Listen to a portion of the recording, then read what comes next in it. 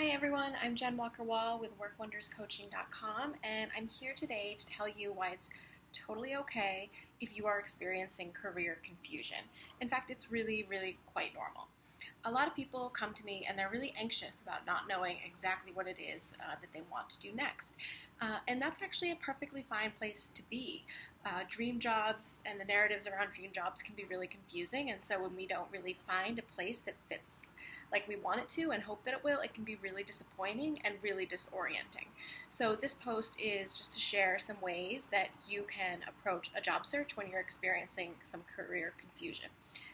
So the first thing to know is that your confusion is just a starting place. It's just a part of the process. It's not the end of the journey. It's just a place where you are now. And so one thing that you can do is just sort of to take stock of where you're at, what you've been doing, what you thought would work, what isn't working, what you've learned about yourself, the ways in which you've grown and changed, and really take some time to talk about that with a friend or colleague, or to journal that, which I think is actually even better.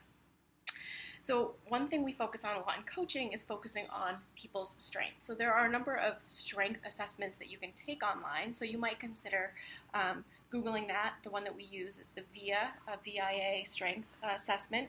So take a look at that and get some feedback. Sometimes it's good to use assessments to get feedback and draw your attention to places and talents and skills that you may not sort of be aware of yourself.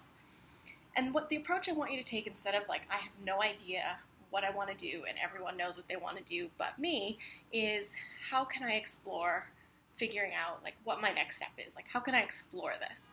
So when we approach something from the mindset of exploration, we know that we're going to rule some things out and we're going to learn some things and continue to disregard them and continue to move forward, which is really what we want to do.